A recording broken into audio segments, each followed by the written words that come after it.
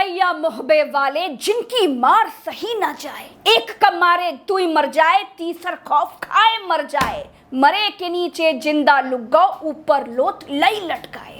ये खौफ था बुंदेलखंड की माटी में जन्मे दो वीर योद्धाओं आल्हा और उदल का।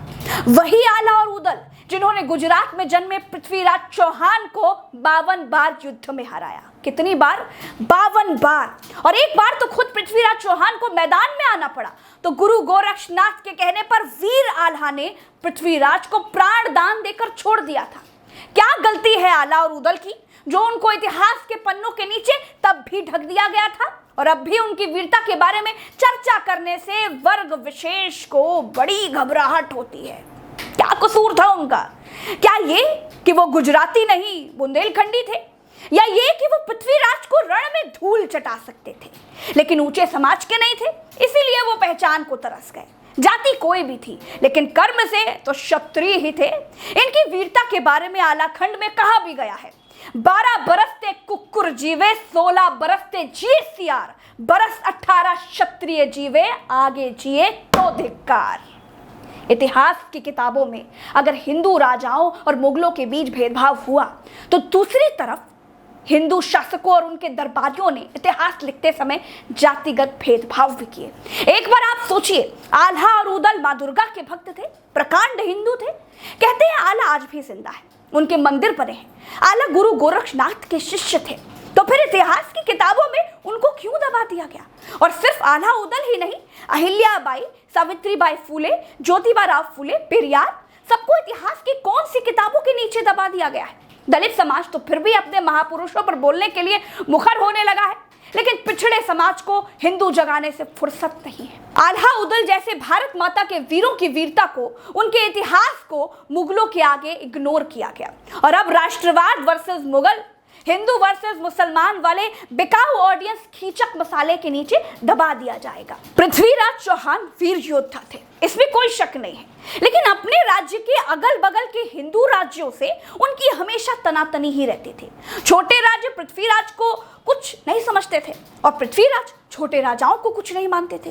यही कारण था कि मोहम्मद गौरी से 17वें युद्ध में पृथ्वीराज चौहान का साथ देने के लिए कोई भारतीय हिंदू राजा उनके साथ नहीं था। यही कारण था कि मोहम्मद गौरी से पृथ्वीराज चौहान युद्ध में हार गए।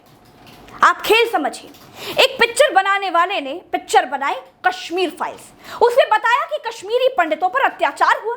हाँ हुआ, हम सब हॉल में बैठकर रोए भी। बेचारे बस वाले और रिक्शे वाले लोगों को फ्री में हॉल तक छोड़ने जाते थे। बीजेपी वालों ने तो कई जगह पर पिक्चर फ्री में भी दिखाई। कुछ बीजेपी वाले अरविंद केजरीवाल के घर पर हमला भी करने पहुंच गए। ये सब हुआ था ना? दिल पर हाथ रख के बताइएगा, हुआ था ना? अब बताइए, कश्मीरी पंडित राष्ट्रवादी सरकार में पिछले कई हफ्ते से धरने पर बैठे हैं। कई कश्मीरी पंडित पिछले कुछ दिनों में मार भी दिए गए।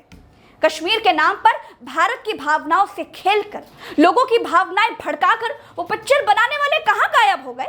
अब आवाज क्यों नहीं उठती कश्मीरी पंडितों के लिए? अब कश्मीरी पंडित सुरक्षित नहीं होंगे तो फिर कब होंगे?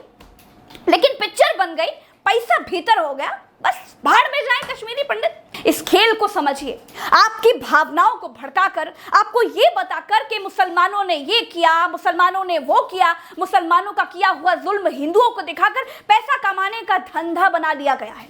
क्योंकि उनको मालूम चल गया है कि अब भारत में कोई भी पिक्चर हिंदू बहुसंख्यक आबादी की भावनाओं से खेल करके ही हिट कराई जा सकती है। पहले देश के राजाओं को खुश करो, उनको पिक्चर दिखाओ, उनके भीतर का हिडन एजेंडा राजाओं को समझाओ, उसके बाद पिक्चर को टैक्स फ्री करवाओ।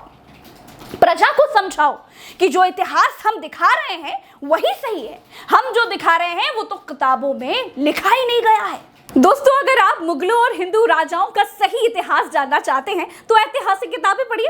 लेकिन अगर आपके पास किताबें पढ़ने का समय नहीं है तो उसका तोड़ कुकू एफएम लेकर आया है। कुकू एफएम पर आप कुछ भी काम करते करते किताबें सुन सकते हैं। यकीन मानिए, ऑडियो पॉडकास्ट पर किताबें सुनना बेहद आसान है, वो भी आपकी अपनी भाषा में। कुकू एफएम पर 1000 घंटे से भी ज्यादा की किताबें हैं, वो भी 4.5 रेटिंग के साथ। पहले 250 यूजर्स के लिए 50% का डिस्काउंट भी है। कुकू एफएम की ऑडियो बुक्स आपके ज्ञान की रेंज बढ़ाने में डेफिनेटली मदद करेगी। मराठा एम्पायर इन इंडिया नाम की किताब कुकू एफएम पर आप सुन सकते हैं। इसमें महाराणा प्रताप की कहानी डिटेल में आपको मिल जाएगी। मुगल और हिंदू राजाओं के इतिहास की जानकारी भी कुकू एफएम पर अवेलेबल है। इस प्लेटफॉर्म की नॉर्मली कॉस्ट है 399 रुपीज, लेकिन वीडियो को कुकू एफएम ने स्पॉन्सर किया है, इसीलिए पहले 250 यूजर्स को मेरे प्रोमो कोड PKP50 का इस्तेमाल करने पर आपको 50% का डिस्काउंट मिलेगा और एनुअल सब्सक्रिप्शन सिर्फ 199 में मिल जाएगा। लिंक डिस्क्रिप्शन में है। तो अब अगर आप पढ़ना नहीं चाहते तो सुनना शुरू करिए सिर्फ कुकू एफएम पर। अक्षय कुमार अपनी पिक्चर के प्रमोशन के लिए मुगलों की बात करते हैं कि मुगलों ने ये किया, मुगलों ने वो किया, हिंदुओं जागो, मुगल ऐसे थे वैसे थे, इसीलिए थिएटर पर चढ़ाई कर दो, अपने भीतर खूब गुस्सा लाओ।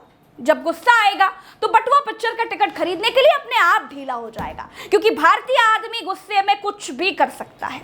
अक्षय कुमार तो खुद कनाडाई नागरिक है और भारत के सबसे बड़े राष्ट्रवादी बने घूमते हैं। आजकल इतिहासकार भी बन गए हैं।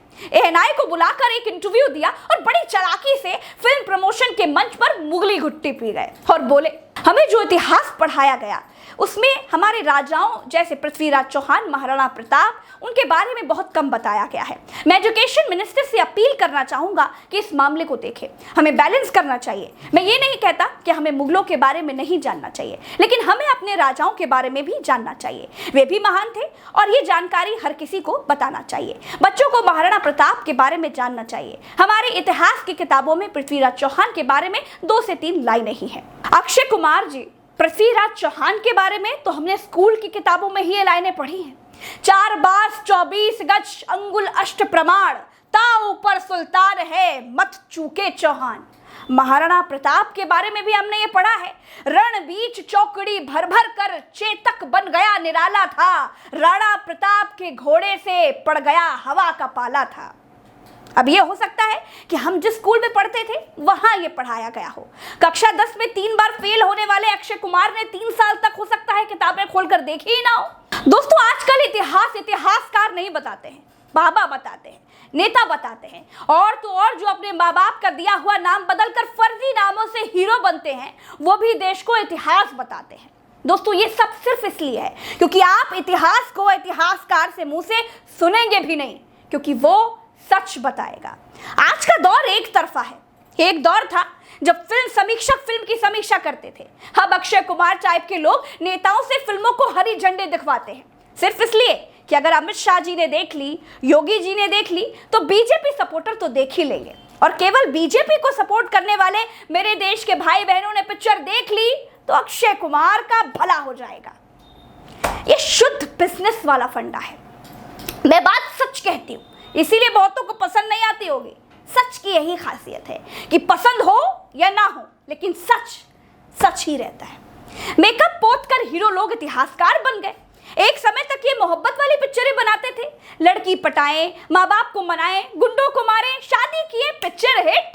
फिर अमीरी गरीबी वाले फॉर्मूला पर पिक्चर चलने लगी। फिर एक ट्रेंड आया कि देशभक्ति वाली पिक्चरें चलने लगी। फिर एक दौर और आया जब जुल्मी ठाकुर के विनाश वाली पिक्चरें चलने लगी। फिर डाकुओं का दौर आया और अब राष्ट्रवादी युग है। यहाँ हिंदू मुसलमान के एंगल पर ही पिक्चर हिट होगी।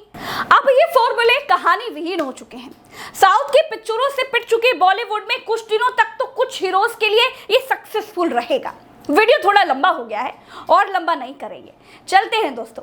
राम राम, दुआ सलाम, जय हिंद। मेरी बातों से अगर आप सहमत हैं तो चैनल को सब्सक्राइब जरूर कीजिएगा। वीडियो को कम से कम 1 आदमी तक तो शेयर जरूर कर दीजिएगा। मुझसे ट्विटर पर जुड़ने के लिए @प्रज्ञा नाम से खोजिए और मुझे फॉलो कीजिए। साथ आएंगे तो सच को कहने के लिए मुंह और बढ़ जाएंगे, आवाज में और ताकत होगी, आवाज में आवाज मिलेगी तो सच दूर तक जाएगा, सच का बोलबाला होगा और झूठ का मुंह काला होगा। नमस्कार।